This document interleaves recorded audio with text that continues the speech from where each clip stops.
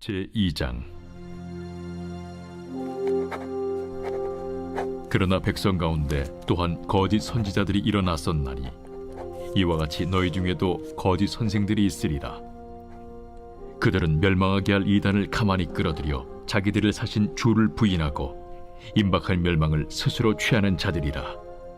여럿이 그들의 호색하는 것을 따르리니 이로 말미암아 진리의 도가 비방을 받을 것이요 그들이 탐심으로서 지어낸 말을 가지고 너희로 이득을 삼으니 그들의 심판은 옛적부터 지체하지 아니하며 그들의 멸망은 잠들지 아니하느니라.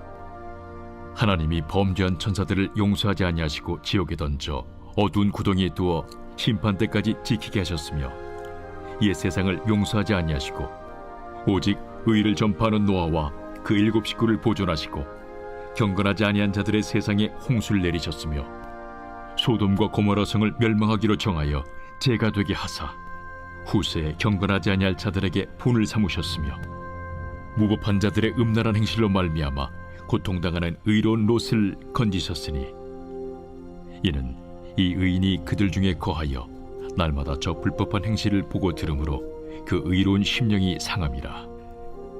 주께서 경건한 자는 시험에서 건지실 줄 아시고 불의한 자는 형벌 아래에 두어 심판날까지 지키시며 특별히 육체를 따라 더러운 정욕 가운데서 행하며 주관하는 일을 멸시하는 자들에게는 형벌할 줄 아시느니라. 이들은 당돌하고 자긍하며 떨지 않고 영광 있는 자들을 비방하거니와 더 큰 힘과 능력을 가진 천사들도 주 앞에서 그들을 거슬러 비방하는 고발을 하지 아니하느니라. 그러나 이 사람들은 본래 잡혀 죽기 위하여 난 이성 없는 짐승 같아서 그 알지 못하는 것을 비방하고 그들의 멸망 가운데서 멸망을 당하며 불의의 값으로 불의를 당하며 낮에 즐기고 노는 것을 기쁘게 여기는 자들이니 점과 흠이라. 너희와 함께 연회할 때에 그들의 속임수로 즐기고 놀며 음심이 가득한 눈을 가지고 범죄하기를 그치지 아니하고 굳세지 못한 영혼들을 유혹하며 탐욕에 연단된 마음을 가진 자들이니 저주의 자식이라. 그들이 바른 길을 떠나 미혹되어 부올의 아들 발람의 길을 따르는도다. 그는 불의의 삭슬을 사랑하다가 자기의 불법으로 말미암아 책망을 받되 말하지 못하는 나귀가 사람의 소리로 말하여 이 선지자의 미친 행동을 저지하였느니라. 이 사람들은 물없는 샘이요 광풍에 밀려가는 안개니 그들을 위하여 캄캄한 어둠이 예비되어 있나니 그들이 허탄한 자랑의 말을 토하며 그릇되게 행하는 사람들에게서 겨우 피한 자들을 음란으로서 육체의 정욕 중에서 유혹하는도다. 그들에게 자유를 준다 하여도 자신들은 멸망의 종들이니 누구든지 진자는 이긴 자의 종이 됨이라. 만일 그들이 우리 주 되신 구주 예수 그리스도를 알므로 세상의 더러움을 피한 후에 다시 그 중에 얽매이고 지면 그 나중 형편이 처음보다 더 심하리니 의의 도를 안 후에 받은 거룩한 명령을 저버리는 것보다 알지 못하는 것이 도리어 그들에게 나으니라. 참된 속담에 이르기를 개가 그 토하였던 것에 돌아가고 돼지가 씻었다가 더러운 구덩이에 들어 누웠다 하는 말이 그들에게 응하였도다.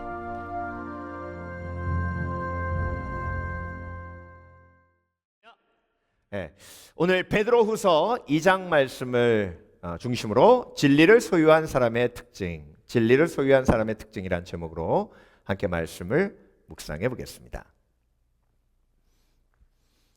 오늘 본문을 보면 베드로 사도가 고난받는 그리스도인들이 특별히 카타콤에서 고난받고 있었죠.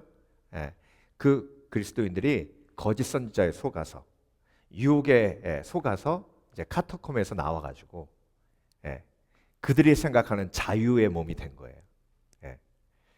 그 카타콤에서 그 어두운 곳에서 목숨 걸고 신앙을 지킬 아무런 이유가 없다고 거짓 선지자들이 유혹하고 그리고 속여서 거기에 넘어가서 이제 오늘 본문 마지막을 보면 개가 자기가 토한 것으로 다시 거기에 눕고 그리고 돼지가 다시 더러운 곳에 다시 눕는다고 이게 나왔잖아요.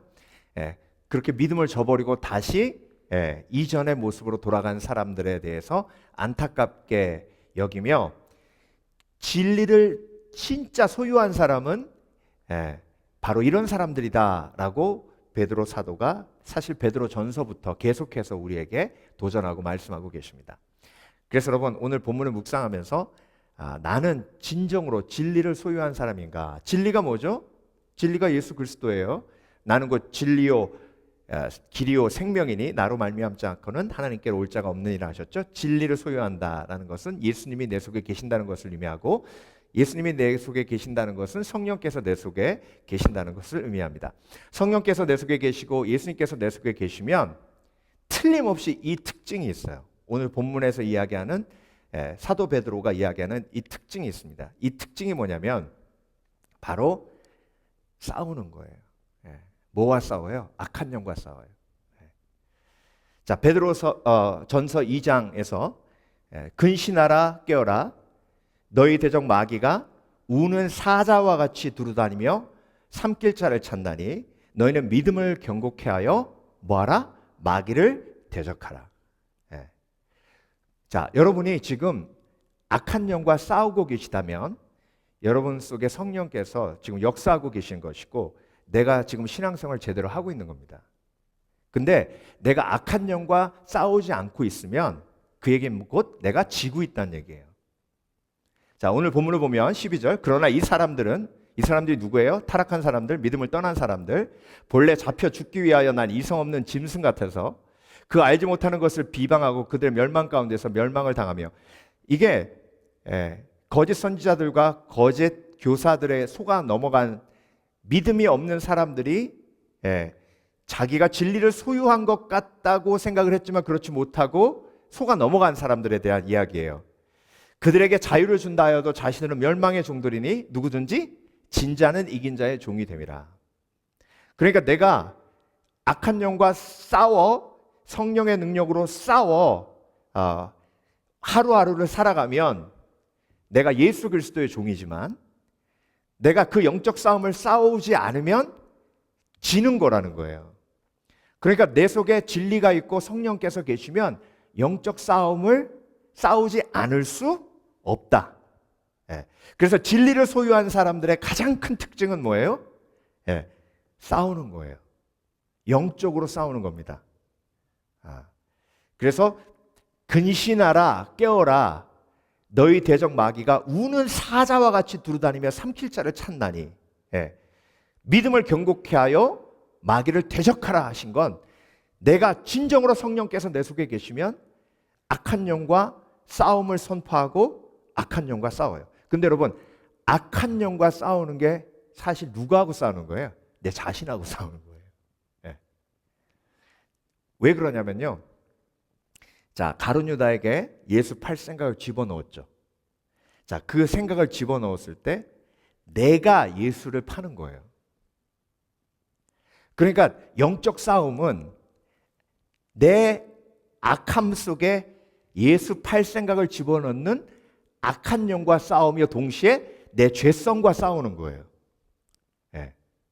자, 그래서 20절 보면 만일 그들이 우리 주 되신 예수 그리스도를 알므로 세상의 더러움을 피한 후에 다시 그 중에 얽매이고 지면 그 나중 형편이 처음부터 더 심해지리니 자, 예수님을 아는 것으로 끝나 믿는 것으로 나아가지 못한 불쌍한 인생이 영적 전쟁을 싸우지 않고 결국 그 영적 전쟁에서 져서 죄의 종이 되었을 때 그 전보다 더 나쁜 결과를 얻게 된다고 사도 베드로는 지금 저와 여러분에게 선포하며 가르침을 주고 계십니다. 그래서 여러분 내 속에 예수 그리스도가 계시기에 내 속에 성령이 계시기에 나는 날마다 뭐 하는 거예요? 영적 전쟁을 싸우는 겁니다. 그렇다면 그 세 가지 가장 중요한 영적 전쟁 세 가지가 오늘 본문에 나오는데요. 이 영적 전쟁을 주님 품 안에 안기는 그날까지 절대 멈추지 않으시는 지혜가 있으시길 주의 이름으로 축원합니다. 첫 번째 영적 전쟁은요, 욕심과 싸우는 거예요. 욕심. 음심이 가득한 눈을 가지고 범죄하기를 그치지 아니하고 굳세지 못한 영혼들을 유혹하여 탐욕에 연단된 마음을 가진 자들이니 저주의 자식이라.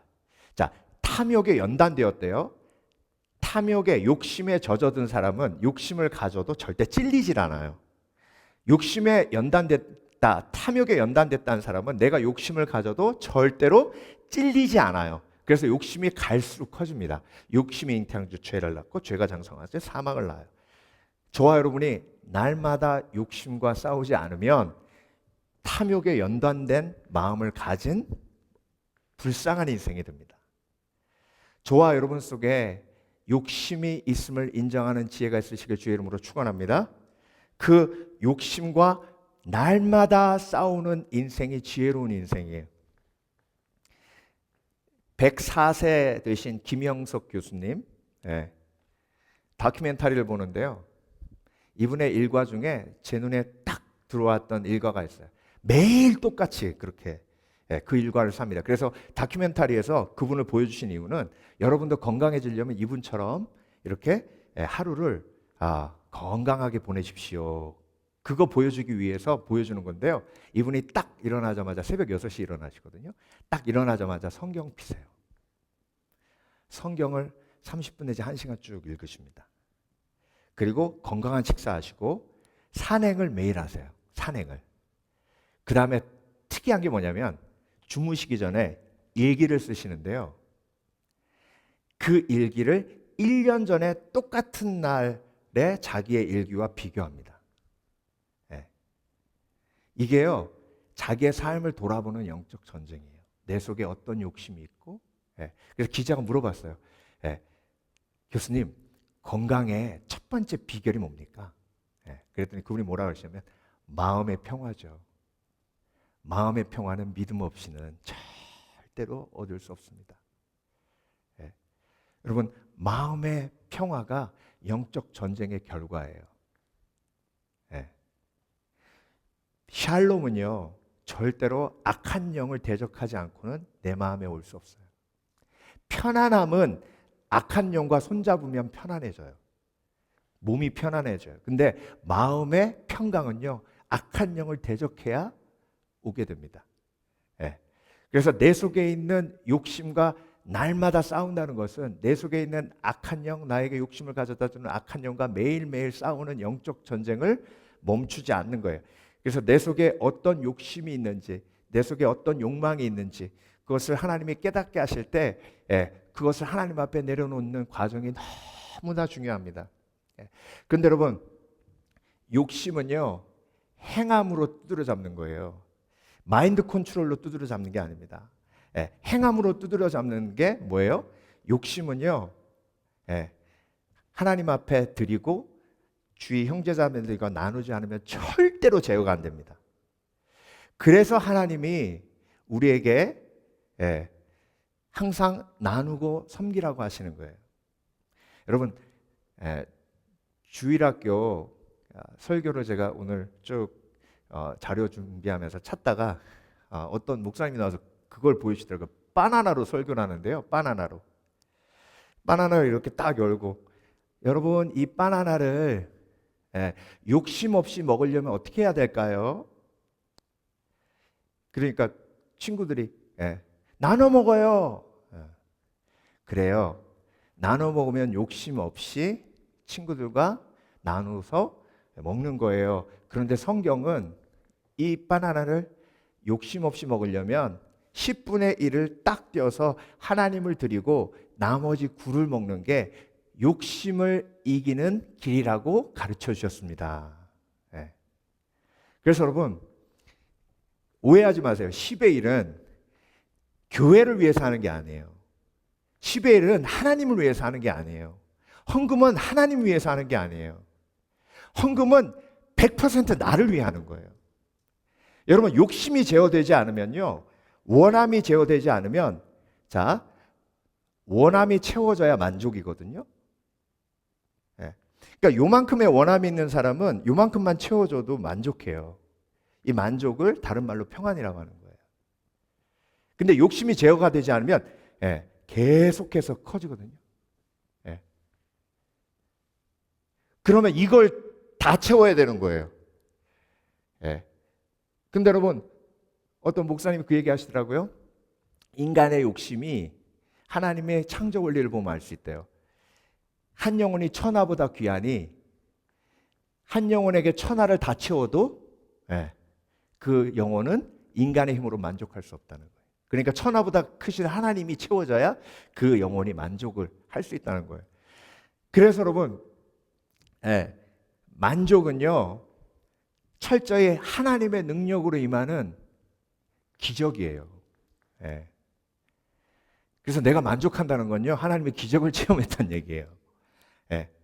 그래서 하나님이 그 원리로 저와 여러분을 지으셨기 때문에 나누지 않고 그리고 드리지 않으면 절대로 그 마음의 만족이 없습니다. 그래서 야고보서에는요, 자, 그 바나나가 10의 1이 딱 떨어진 9만 있는 그 바나나를 온전한 바나나, 거룩한 바나나라고 그러고요. 10의 1이 떨어지지 않은 그대로 있는 바나나를 불의한 바나나라고 얘기합니다. 그 불의한 바나나가 1이 딱 떨어짐으로 거룩한 바나나가 되는 거예요. 근데 그걸 그대로 놔두면, 그걸 장롱에다 넣어두면 그 재물이 불의해서 썩는데요, 야고보서에서. 그러니까 그 썩은 재물이 나에게 복이 되어야 안 돼요. 안 되는 거예요. 그래서 여러분, 이건 여러분의 선택이에요. 그 누구도 억지로 하나님 앞에 드리도록 만들지 못합니다. 그리고 억지로 하나님 앞에 드린 예물이 절대 복이 되지 않아요. 그런데 여러분, 내가 내 속에 욕심이 제어되지 않아서 오늘도 고통스럽고 오늘도 정말 안타까운 삶을 살고 있다면 돌아봐야 돼요.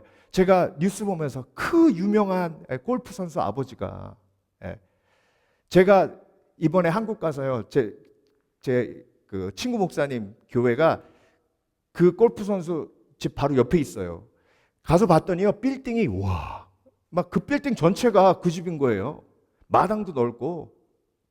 그러니까 뭐가 부족하냐고요. 근데 뭐가 부족하다고 일을 벌려가지고 지금 그 빌딩 경매에 넘어갔어요. 그러니까 여러분, 이게 인간의 원함과 욕심은요, 이거 제어가 안 됩니다. 그러니까 갈수록, 가지면 가질수록 마치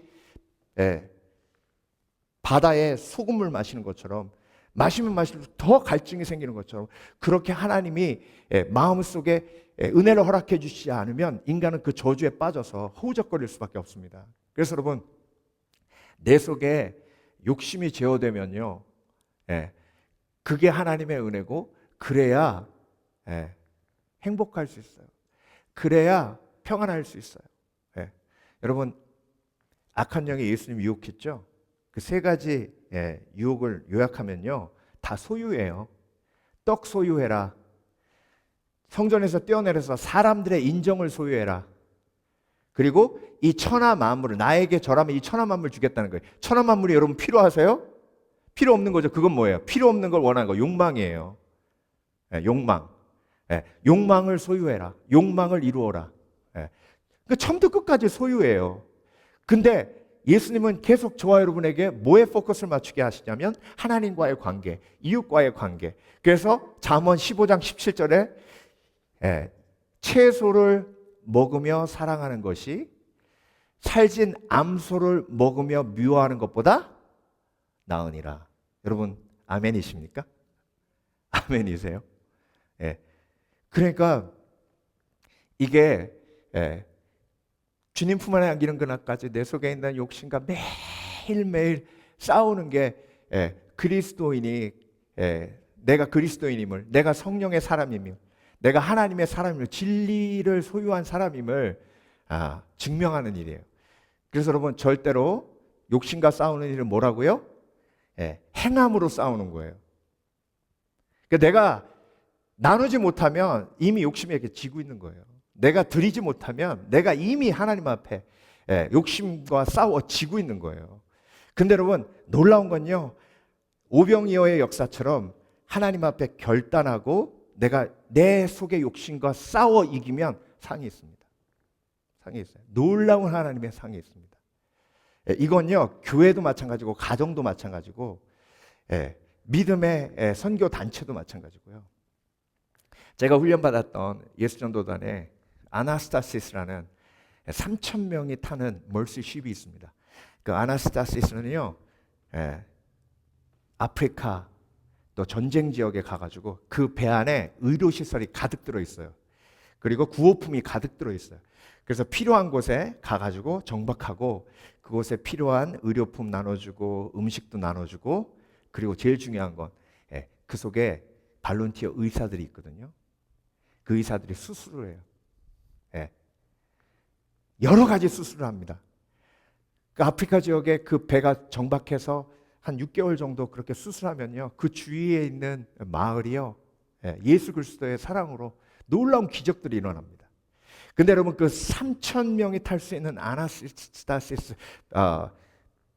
그 배가 있기 전에 둘로스라는 배가 있었는데요. 이 둘로스 배를 하나님이 OM이라는 선교단체의 주라고 로렌 커닝의 목사님한테 말씀하십니다. 이게 내셔널 버스라는 책에 나오는 얘기예요.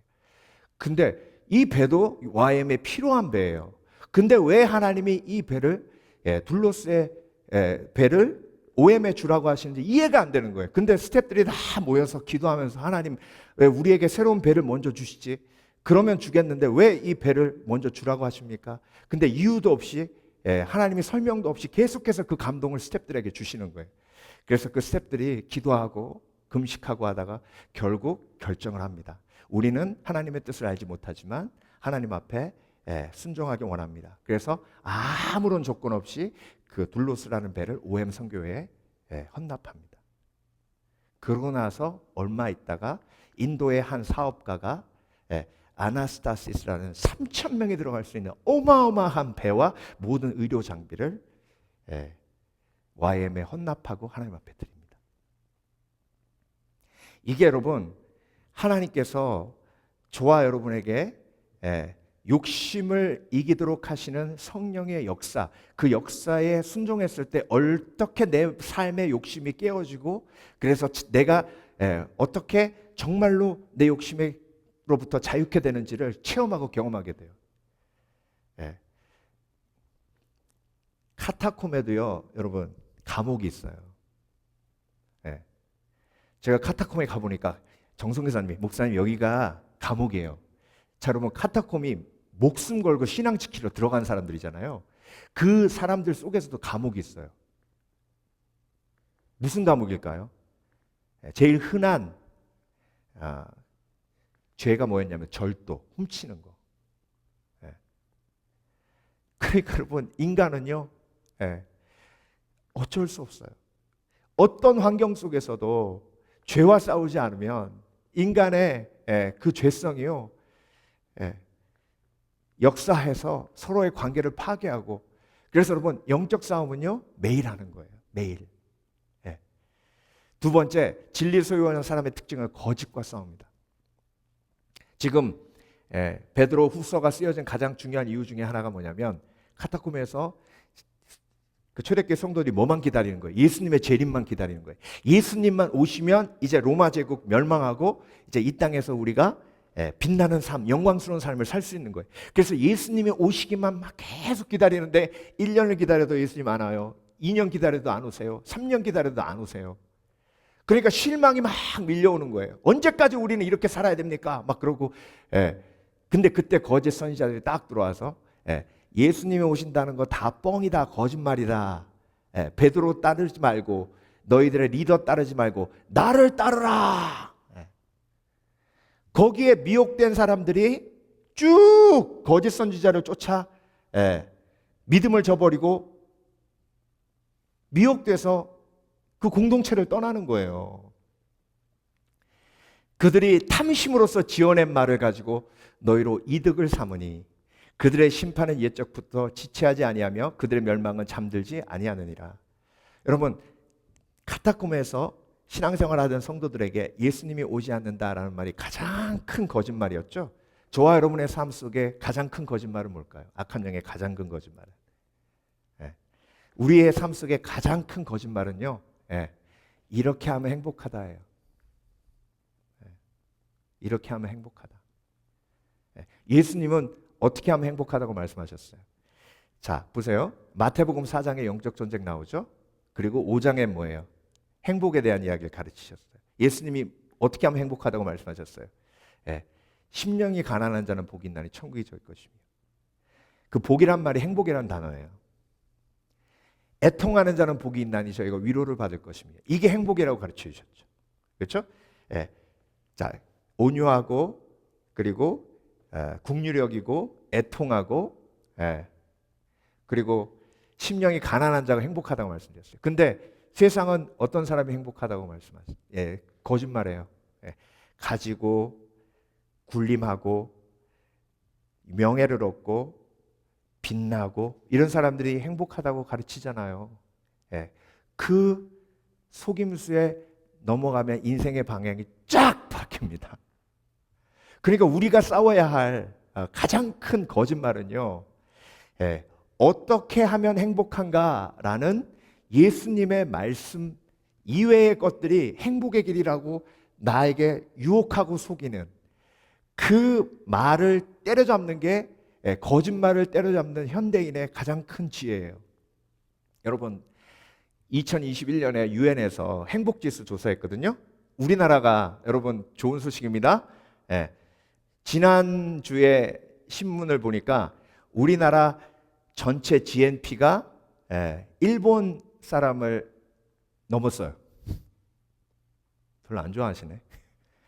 엔화가 뚝 떨어져가지고 우리나라 국민의 총 생산, 총 소득이 일본 사람을 넘었다니까요. 이게 이런 일이 가능할 거라고 20년 전에 생각을 했을까요? 불가능한 일이에요. GNP로만 따지면 우리나라가 6위예요. 전 세계에서 6위. 근데 여러분, 행복지수는 몇일까요?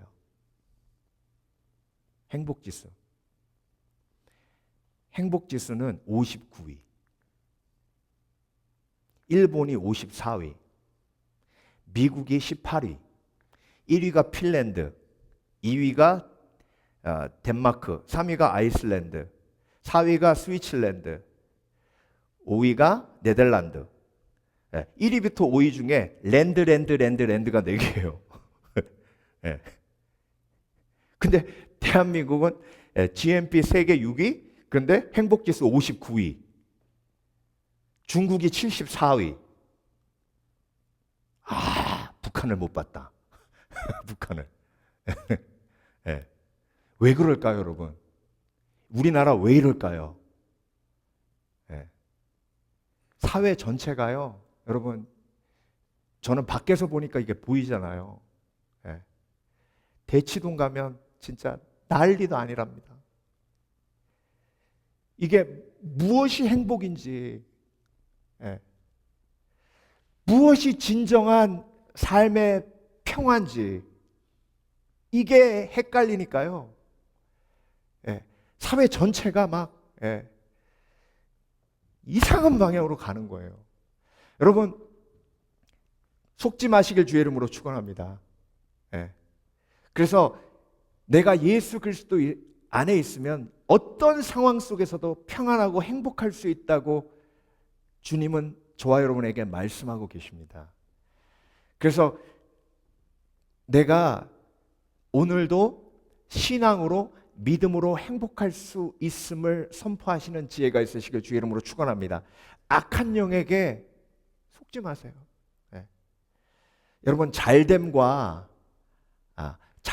축복을 구별을 할 수 있어야 됩니다. 자, 돈이 많다는 건 잘됨이에요. 그렇죠? 하나님이 우리에게 잘됨을 주실 때도 있습니다. 아브라함에게 잘됨을 주셨고요. 그렇죠? 아브라함이 돈이 많았잖아요. 부자였어요. 솔로몬에게 잘됨을 주셨어요. 근데 그 잘됨이 축복이 되려면 뭐가 있어야 돼요? 믿음이 있어야 돼요. 그렇죠? 그런데 그 잘됨 속에 믿음이 없어서 그 잘됨이 오히려 저주가 된 게 훨씬 더 많다. 잘됨 속에 복받은 사람은 구약 성경에 두 사람밖에 없다. 누구예요? 요셉하고 다니엘. 그 요셉하고 다니엘이 예수님의 표본이에요. 그러니까 속지 말아야 돼요, 여러분. 나는요, 우리는 교만해서 잘됨을 축복으로 바꿀 수 있는 믿음이 그렇게 크지 않아요. 예. 그래서 항상 깨어 있어야 되는 거예요. 그래서 항상 근신해야 되는 거예요. 근신하라 깨어라. 너희 대적 마귀가 우는 사자와 같이 두루다니며 삼킬 자를 찾나니 너희는 믿음을 경고케 하여 마귀를 대적하라. 속지 않으시길 주의 이름으로 축원합니다. 그래서 여러분 잘됨도 필요해요. 예. 아니 하나님이 우리가 잘 되길 원하죠. 맨날 안 되길 원하십니까? 그렇죠? 근데 여러분 잘됨이 축복이 되게 하려면 속지 않아야 돼요. 근데 잘됨이 축복이 되는 경우가 거의 없는 이유는 잘됨 속에 항상 속아요. 항상. 예. 그래서 여러분 오늘도 진리로 올바로 서 있는 믿음의 사람 되시길 주의 이름으로 축원합니다. 그래서 속지 않기 위해서 말씀을 묵상해야 돼요. 속지 않기 위해서 말씀을 암송하셔야 돼요. 예. 그래서 요즘 거짓말이 너무 많잖아요. 거짓말이 너무 많아요. 그 거짓말을 이기기 위해서 말씀을 붙들어야 됩니다. 말씀을 묵상해야 합니다. 그래서 속지 않아야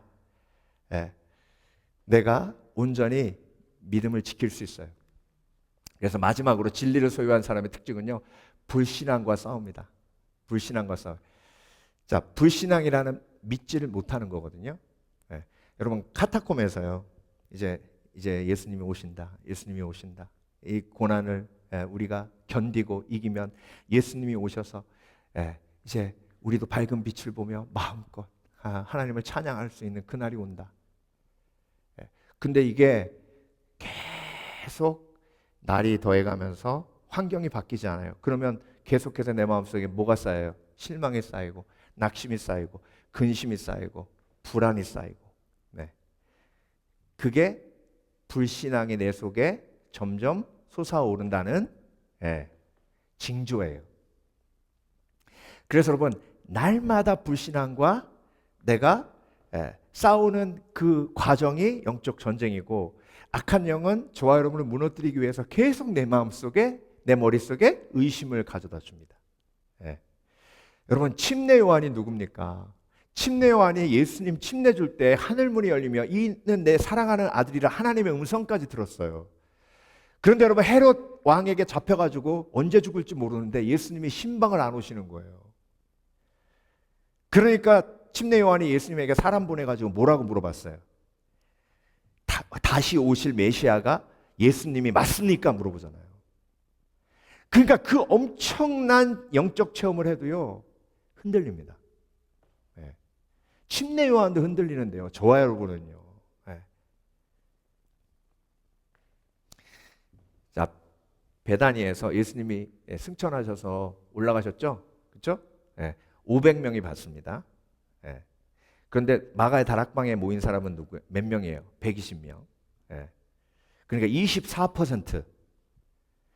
예수님이 눈앞에서 승천하시는 걸 봐도 마가의 다락방에 모여서 약속하신 성령을 기다리라고 그 말씀에 순종하는 믿음의 사람들은 24%에 불과했습니다.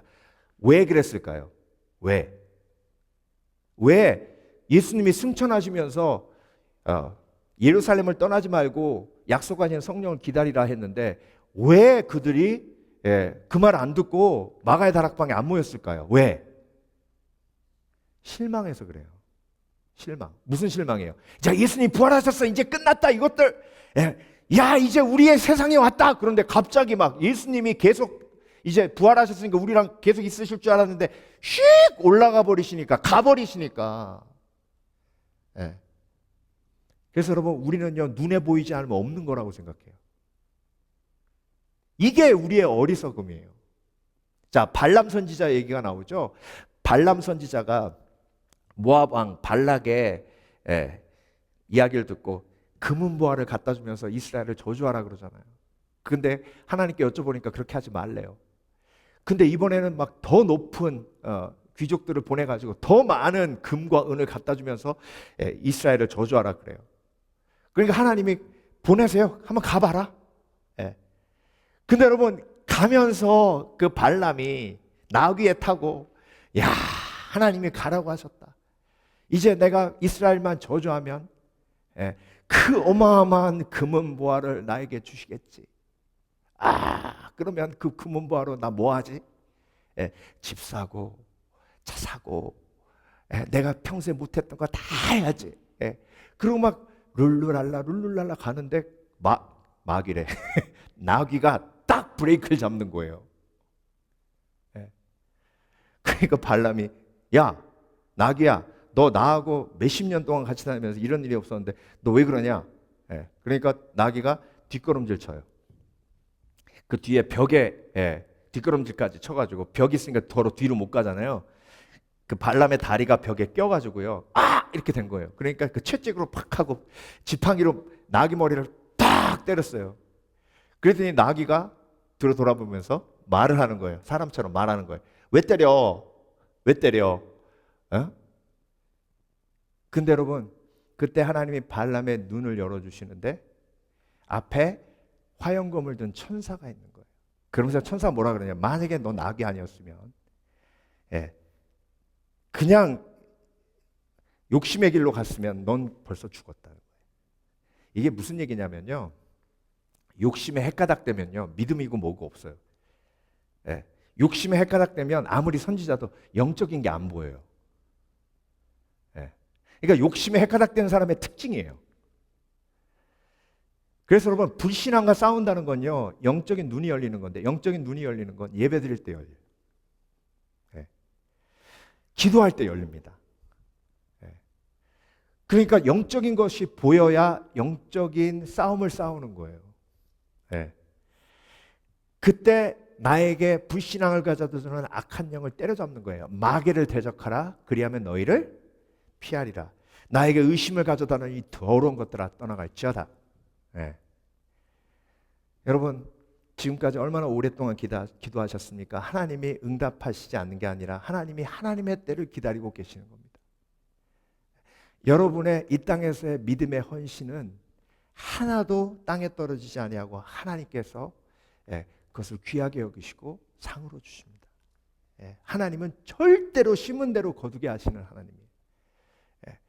하나님은 절대로 심은 대로 거두게 하시는 하나님이시지, 여러분의 믿음의 씨앗이 절대로 그냥 사라지지 않게 하시는 하나님이십니다. 이 믿음이 우리 속에 있어야 돼요. 여러분, 오늘 하루 예배를 선택한 여러분의 믿음의 선택으로 하나님이 예비하신 상이 얼마나 큰지 여러분은 모르실 겁니다. 근데 여러분, 영안이 눈에 열리면 그게 나에게 얼마나 큰 축복인지 보게 되고 깨닫게 되고 알게 됩니다. 근데 여러분, 영안의 눈이 닫히면요, 엄한 나귀만 후려치는 거예요. 여러분, 주위에 삶의 나귀들이 얼마나 많은지 몰라요. 나귀가 누구예요? 남편이에요. 남편 막 두드러 패고 막 자녀들 두드러 패고 막 그러니까 직원들 막 두드러 패고, 영안의 눈이 열리지 않으니까 그렇게 사람과 싸우고, 사람과 싸우는 인생이 너무 힘든 거예요. 근데 여러분, 이 이야기가 민수기 22장에 나오거든요. 민수기가 36장까지 있어요. 22, 23, 24, 3장 동안 발람 나귀 이야기가 3장에 걸쳐서 나와요. 민수기에. 무지 길어요. 하나님이 왜 이걸 거기다 중간에 딱 넣어놓으셨을까? 민수기는 광야를 걷는 이스라엘 백성들의 이야기예요. 여러분, 광야를 걸으면 힘들고 어려우니까요, 만나를 하루 딱 이렇게 거두어가지고 먹으면 썩어서 없어지잖아요. 하루만. 그러니까 여러분, 인간은 힘들고 어려우면 욕심이 배가 돼요. 그러니까 자꾸 이스라엘 백성들이 부름기둥, 불기둥은 안 보이고 육신의 눈으로 영적 싸움을 싸우지 않고 서로 싸우는 거예요. 민수기의 핵심은 뭐냐면, 너희들이 광야를 걸어가는 건 처음부터 끝까지 영적 싸움이라는 거예요. 영적 싸움을 싸워야 된다는 거예요. 천사가 검을 들고 서 있는 걸 볼 수 있어야 된다는 거예요. 그 메시지를 주시기 위해서 민수기 36장에 발람의 이야기가 22, 23, 24, 3장이나 걸쳐서 그 중앙에 딱 버티고 있는 거예요. 여러분, 저와 여러분은요, 지금 광야를 통해서 어디를 가고 있는 거예요? 약속의 땅을 가고 있는 거예요. 그러면 여러분, 우리 눈에 하나님의 군대가 보여야 돼요. 그래서 여러분 모세가 죽고 여호수아가 처음 리더가 되었을 때 하나님이 검을 든 천사를 보여주셨죠. 그 땅을 마하나임이라고 했어요. 여호수아에게 제일 먼저 보여주신 게 그거예요. 너는 지금부터 영적 싸움을 싸워 이스라엘 백성들을 약속의 땅으로 인도해라. 믿음으로 영적 싸움을 싸워 약속의 땅으로 들어가라. 그래서 여러분, 내가 진리를 소유했다는 얘기는 처음부터 끝까지 내 속에 있는 욕심과 싸우고, 내 속에 있는 거짓과 싸우고, 내 속에 있는 불신앙과 싸우는 과정이 믿음의 과정입니다. 김희아 집사님 여러분 아세요? 김희아 집사님은 3살 때 고아원에 맡겨졌는데요. 부모님이 딱 태어나자마자 얼굴 보니까 얼굴에 반점이 이렇게 있으니까 놀래서 애를 버린 거예요. 3살 때 고아원에 와서 그때부터 고아원에서 자라는데요. 고아원 아이들이 아수라백자, 괴물, 몬스터라고 놀리는데 아이의 영혼이 피폐해졌어요. 근데 여러분 미국에 있는 한 목사님이 이 아이 소식을 듣고 후원자로 나서서 매주 편지를 써줍니다. 그 편지 속에 뭐가 담겨 있냐면 진리가 담겨져 있어요. 희아야, 하나님은 너를 너무 아름답게 지으셨어. 하나님이 너를 보시며 너무나 기뻐하시고 너를 즐거이 부르며 기뻐하셔. 이것이 진리고 하나님은 너를 향한 놀라운 계획을 가지고 계셔. 희아야, 힘을 내. 이걸요 20살 될 때까지 편지를 매주 보냈답니다. 그 목사님도 대단한 분이에요. 구세군 목사님이신데 그 힘을 가지고 밝게 살았어요. 그래서 여러분 희야 자매가 너무 밝고 명랑하고 그러니까 얼굴이 저럼에도 불구하고 남자친구가 생겼어요. 근데 남자친구가 너무 사랑해 주는 거예요. 근데 여러분 25살 때 코피가 나가지고 병원에 갔더니 비강암인 거예요. 악성암이에요. 빨리 수술하지 않으면 큰일 난다 그래요. 그래서 그 비강암 수술을 하고 엉덩이 살을 떼어서 얼굴에 심었음에도 불구하고 저렇게 얼굴이 함몰된 거예요. 근데 자기가 죽는 건 두렵지 않았대요. 가장 두려웠던 게 뭐냐면 남자친구가 자기를 떠날까 봐 두려웠대요. 근데 여러분 진리의 성령께서 희아 집사님의 마음속에 진리를 허락해 주십니다. 사랑은 항상 오래 참고 온유하고 아니나 다를까 남자친구가 와서 자기를 보고도 실망하지 않고 자기가 이제 이렇게 됐으니까 나를 떠나라고 이제 우리 헤어지자라고 얘기했는데 오히려 프로포즈를 했답니다. 그래서 여러분 이게 가족 사진이에요. 아이를 둘을 낳았어요. 얼마나 행복하고 즐겁게 살아가는지 모릅니다. 여러분 악한 영은 뭐라고 거짓말하죠? 넌 얼굴이 그렇기 때문에 절대 행복해질 수 없어. 어느 누구도 너를 사랑해 주지 않아. 너는 이제 쓸모없는 인생이야. 이게 악한 영의 거짓말이에요. 근데 여러분 그 거짓말을 뭘로 깨신 거예요? 하나님이. 그 목사님의 편지, 진리의 말씀으로 계속 깬 거예요. 그리고 하나님이 예비하신 하나님의 아들을 통해서 행복이란 절대 소유가 아닌 믿음을 통한 평강과 관계임을 증명해 주셨어요. 근데 여러분 그게 이 집사님의 처음부터 끝까지 그 삶의 행복의 비결은 감사예요. 감사. 저도 이분 간증을 들으면서 또 한 번 도전받았어요. 그 감사가 넘치면서 결국 어머니를 자연스럽게 용서하게 되는데 자기를 버린 어머니를 이런 고백까지 합니다. 엄마, 저를 낳아주셔서 감사합니다. 이렇게 큰 복점을 주셔서 감사합니다. 태어나자마자 당신에게 아픔을 드려서 죄송합니다. 나를 가슴에 품고 얼마나 당신은 아프고 무서우셨습니까? 아기를 낳았지만 낳았다고 자랑도 못하고 손가락질 밟고 얼마나 눈물을 삼키셨습니까? 이런 저를 낳아주셔서 감사합니다. 본인이 어머니가 되니까 어머니의 마음을 알겠다는 거예요.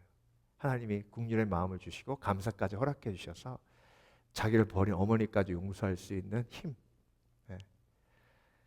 이게 여러분 믿음의 선한 싸움을 싸우는 사람에게 주시는 상이에요. 그래서 여러분 오늘도 주님 품 안에 안기는 그날까지 우리가 믿음의 싸움을 멈추지 않기를 원합니다. 내 속에 있는 욕심과 싸우고 내 속에 있는 거짓과 싸우고 내 속에 있는 불신앙, 의심과 싸우고 그래서 항상 믿음으로 굳건히 서서 주님 품 안에 안기는 그날까지 신앙을 지키고 하나님 앞에 영광 돌리시는 복된 그리스도인 되시길 주의 이름으로 축원합니다. 축원합니다. 기도하겠습니다.